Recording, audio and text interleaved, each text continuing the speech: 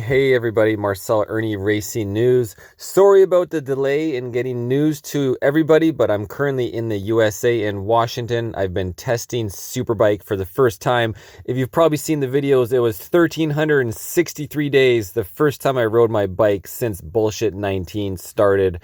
And at the same time, I hurt my back right before Bullshit 19. So I've just been catching up on news today a little bit, and wow, Tucker Carlson had his first episode, Tucker on Twitter. And one of the main stories is this dam that was blown up, essentially a huge terrorist act against the Geneva Convention, where a dam was blown up in Ukraine that affects everybody in eastern Ukraine, especially Crimea, in terms of all of their drinking water, flooding citizens, and also putting the Russian nuclear power plant in peril. Because if you haven't watched Chernobyl, you should. It's on Crave. Nuclear power plants need water to cool down for potential reactor meltdowns, and so without water access, you have a jeopardy of a nuclear meltdown, which destroys everything within like 1,000 kilometers, all the soil, all the people. Super terrible. So let's watch some of his episode, and we'll see if we have a little opinion along the way. Hey, it's Tucker Carlson. This morning it looks like somebody blew up the Kakhovka Dam in southern Ukraine.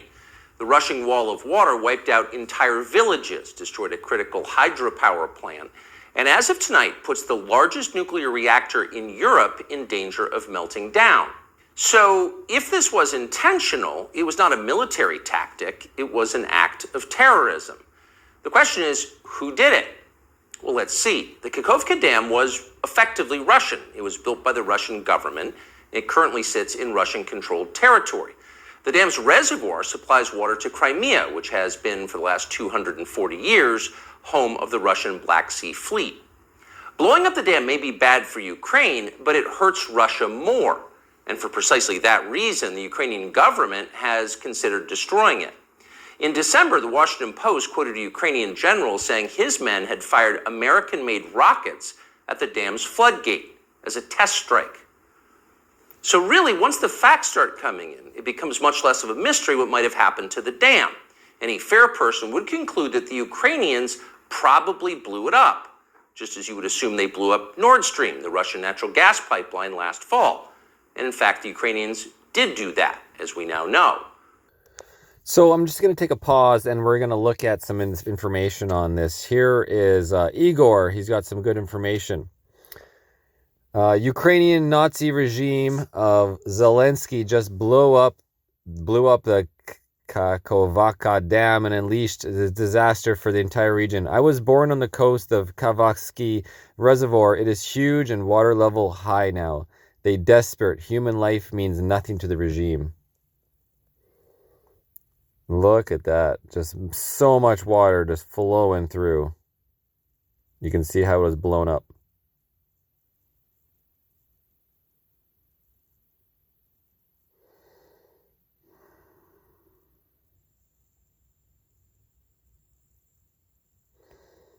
Okay, yeah. So dams like the Nova Kakava I know I'm dicing up these words, who cares, are protected by the laws of war and the Geneva Convention for a reason. According to Article 56 of the 1977 Additional Protocol, works and installations containing dangerous forces, namely dams, dikes, and nuclear electrical generating stations, shall not be made the object of attack, even where these objects are military objectives.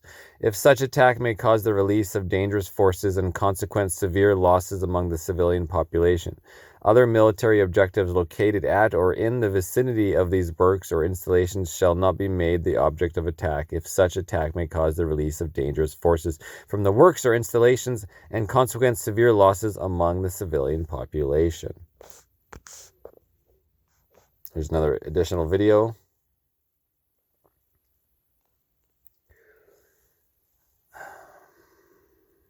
Another scenario of devastation that will be equal to Katrina hurricanes in consequence.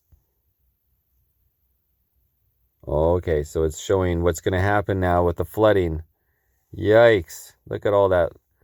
4.8 million. What is that? Square hectares, meters? I'm not sure. Острова нема.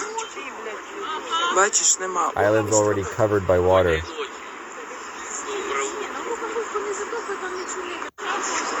Вещей, сука. And then other areas drought, where the water used to be. Вот что от ГЭСа осталось. And then here's talking about the nuclear reactor, possible meltdown without being water to cool the reactor core. After World War II, when the Kavafka Dam and hydroelectric power plant was built, that was also another goal. Blowing that dam and flooding can stop any incoming attack of tanks.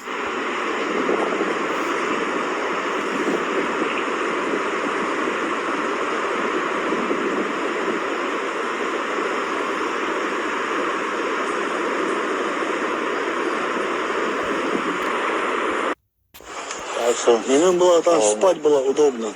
Такие вот у нас дела веселые. Да. Водичка поднялась. Здорово. Весело. Такие вот дела. Ну ничего. Давай, домик, прощай.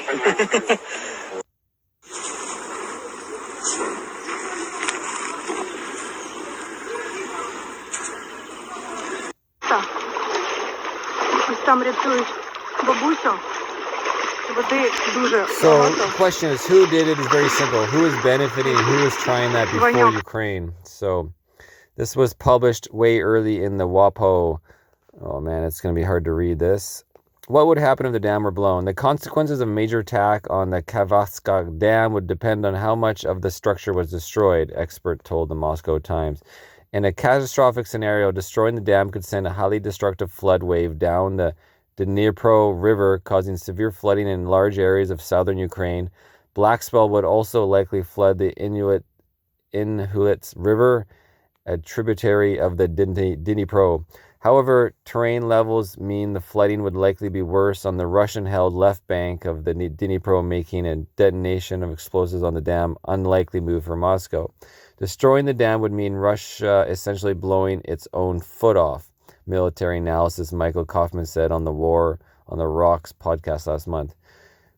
It would flood the Russian-controlled part of Kherson region much more than the western part of that Ukrainians are likely to liberate. And the secondary effect of blowing the dam could be just as severe for Russia. Lowering the river level behind the dam threatens both water supply for Moscow, annexed Crimea, and risks cutting off access to cooling water for the Russian-controlled nuclear power plant in Ukraine's Zaporizhzhia region. Blowing the dam would also provoke international outcry, told Moscow Times. While it may slow Ukrainian troops' advance in the south in the short term, it could serve to further stiffen Ukrainian resolve and will to fight against Russian occupation in the long run. And Ось the такі, друзі consequence мої, disaster of the fish. масштаби сучасної трагедії, сучасної України. Якось так. It's not like Vladimir Putin is anxious to wage war on himself. Oh, but that's where you're wrong, Mr. and Mrs. Cable News consumer. Vladimir Putin is exactly that sort of man, the sort of man who'd shoot himself to death in order to annoy you. We know this from the American media, which wasted no time this morning in accusing the Russians of sabotaging their own infrastructure.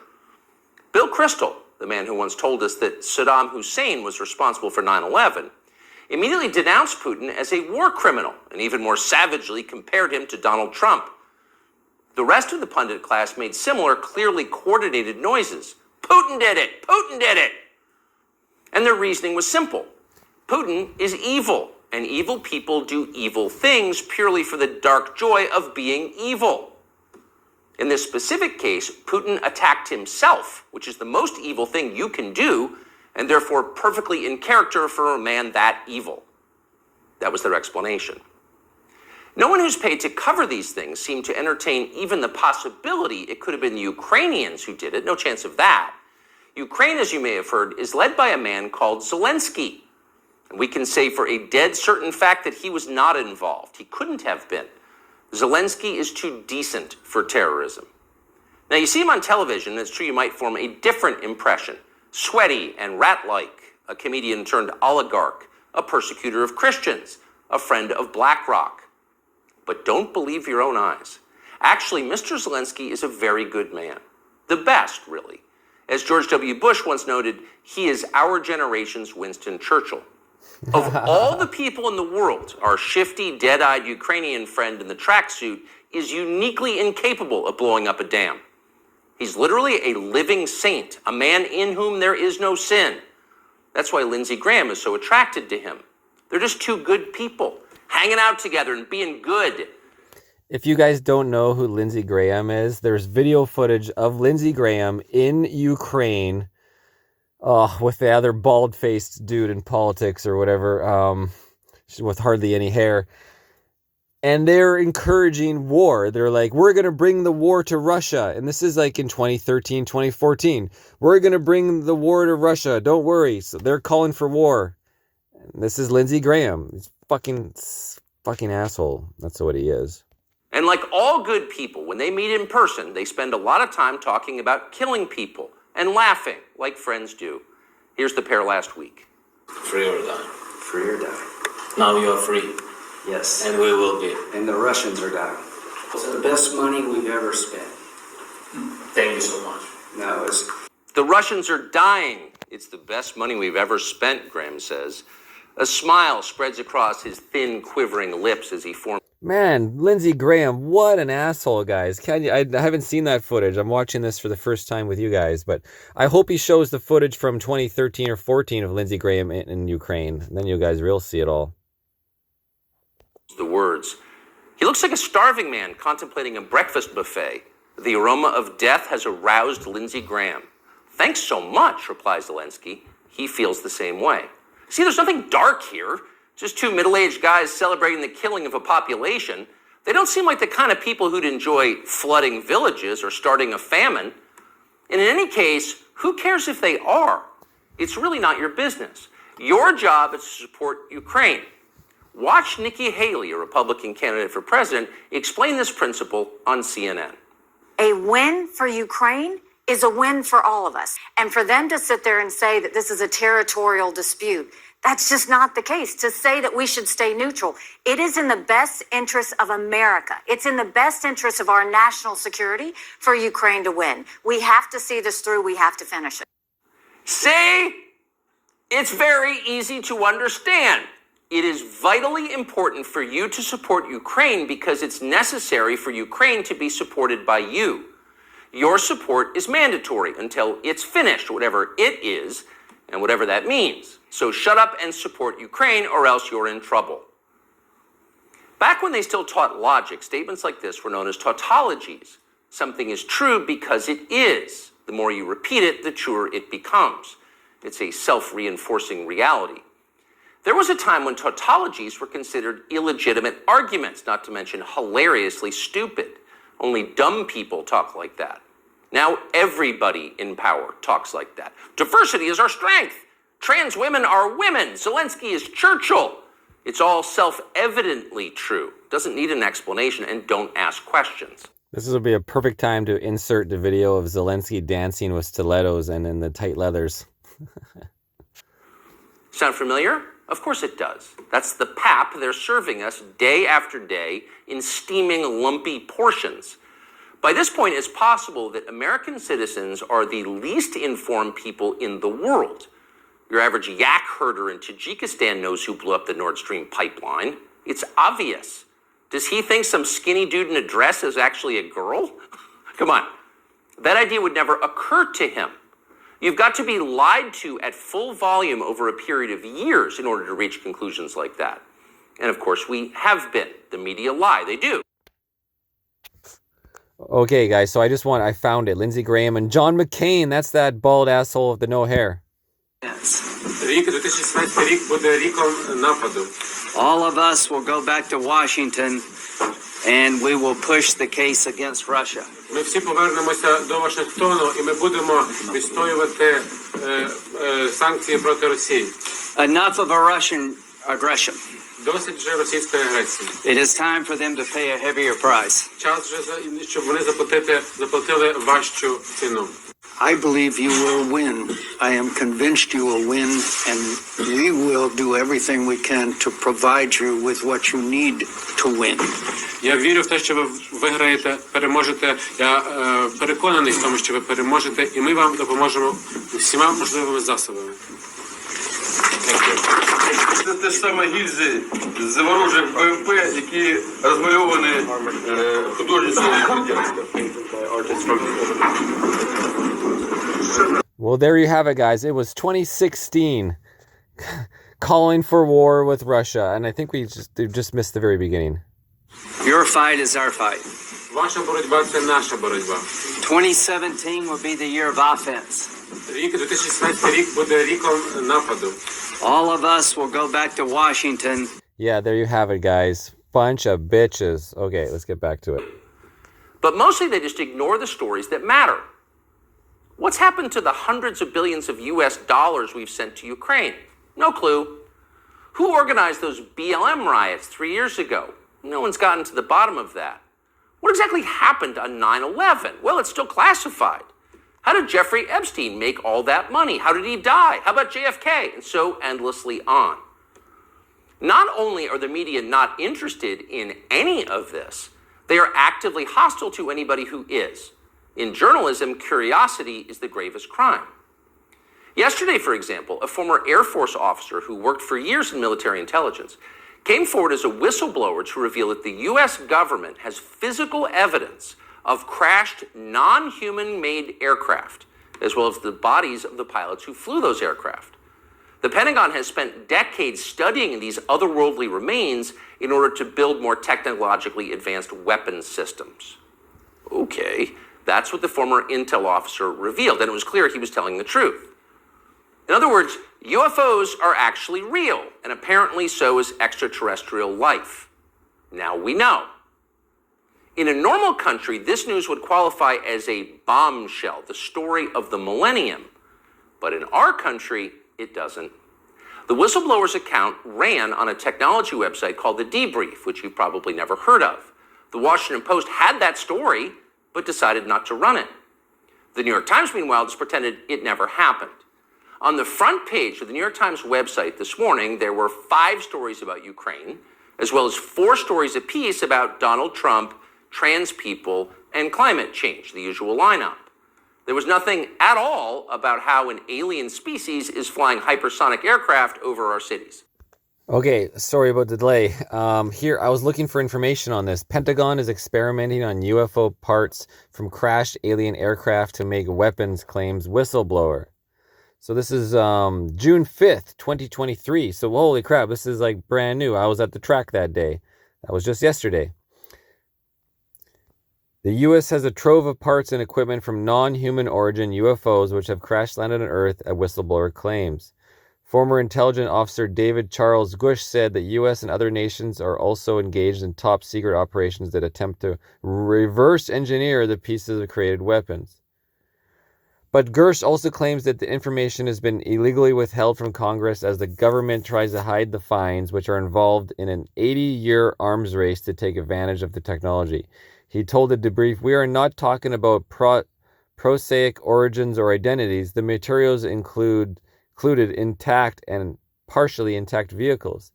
The existence of complex historical programs involving the coordinated retrieval and study of exotic materials dating back to the early 20th century should no longer remain a secret." And of course, he's been ostracized for his decision to blow the whistle. The 36-year-old worked on the Unidentified Aerial Phenomena Task Force from 2019 to 2021. He also told News Nation that the U.S. has part of non-human origin technical vehicles. Call it spacecraft if you will, but probably not the right parlance. But no kidding, non-human exotic origin vehicles that have either landed or crashed. He said the evidence amounted to spacecraft from other species. So a retired Army colonel who was also part of the UAP task force, Carl Nell, said his assertion concerning the existence of a terrestrial arms race occurring sub rosa over the past 80 years focused on reverse engineering technologies of unknown origin is fundamentally correct, as it is the indisputable realization that at least some of these technologies of unknown origin derive from non-human intelligence. I guess you could break it up. It's like, how did we advance so quickly with technology? How have you made, humans have been around for thousands of years and made slow progress until this last 100 years, just bam. You could kind of maybe it's because they were able to see the technology and reverse engineer some of it. When you say crash retrieval, what do you mean? These are retrieving non-human origin technical vehicles, call it spacecraft if you will. It's probably not the right parlance, but no kidding, non-human, exotic origin vehicles that have either landed or crashed. We have spacecraft from another species. We do, yeah. How many? Quite a number. Well, I wonder, what's the number? On this story on UFOs. And my good friend, Leslie Kean, along with Ralph Blumenthal, have broken an amazing story over the debrief. Now, Leslie has been in UFO retrievals, and an intelligence official, whistleblower, has come forward and admitted that the U.S. has, in fact, crashed non-human UFO vehicles, and they're reverse engineering them. This is an unbelievable story. Of course, I think we already all knew this was the case, but to hear it on the record from an intelligence source who has the highest possible level of U.S. government clearance, highest possible. So let's go through this piece from Leslie Kean. A former intelligence official turned whistleblower, and I should give, and Ralph Blumenthal, that are in the National Geospatial Intelligence Agency, NGA, the National Reconnaissance Office. He served in the Reconnaissance Office's representative of the United Aerial Phenomenon Task Force, Unidentified Aerial Phenomenon Task Force, from 2019 to 2021. From late 2021 to July 2022, he was the NGA's co-lead for the UAP analysis and its representative to the task force. Wow, yeah, so some information. This guy that we've seen, he is the co-lead. So, you could definitely take it as very credible. Obviously, we always keep an open mind about everything, but when things line up with your common sense, you can kind of lean in that direction that we all have believed that there is other life out there, and the technology. Why is our technology ramping up so fast? Well, okay, let's get back to the original story, guys. So if you're wondering why our country seems so dysfunctional, this is a big part of the reason. Nobody knows what's happening. A small group of people control access to all relevant information, and the rest of us don't know. We're allowed to yap all we want about racism, but go ahead and talk about something that really matters and see what happens. If you keep it up, they'll make you be quiet. Trust us. That's how they maintain control. When Western tourists first started traveling in large numbers to the Soviet Union in the early 1970s, they found that many Russians had a completely warped understanding of the United States. They thought that Americans lived in grinding poverty, in a state of perpetual race war, and were desperate to flee to the freedom and prosperity of the Eastern Bloc. They thought this because that's what they had been told. They had no way to know otherwise. The few Russians who understood what was really going on in the rest of the world had learned about it from listening to shortwave radio broadcasts, sometimes under the covers so the neighbors wouldn't hear. 50 years later, it is bewildering to consider the ironies here. We're the ones who live in ignorance now. The US government has managed to classify more than 1 billion so-called public documents. So at this point, we can't possibly know what our leaders are doing. We're not allowed to know. By definition, that is not a democracy. Yet it's fine with the media. Secrecy is a powerful tool of control. Stop asking how we got so rich. Here's another story about racism. Go eat each other. That's the program. That's how most of us now live here in the United States. Manipulated by lies, silenced by taboos. It is unhealthy and is dehumanizing, and we're tired of it. As of today, we've come to Twitter, which we hope will be the shortwave radio under the blankets. We're told there are no gatekeepers here. If that turns out to be false, we'll leave. But in the meantime, we are grateful to be here. We'll be back with much more very soon. Well put. Taboos. Anything that they don't want you to discuss, they label a taboo. And this has been done for many, many, many years. Think about it. What can't we talk about? What are called taboos? If you talk about something, what are you called? Just because you want to do some research of history, are then you researching a taboo and called names for it to try to stop you from speaking of it? This is the life we live, guys. Irnieracing News. And today is, as of this recording, June 7th. So I'll get this out soon. Marcel, Irnieracing News. Bye.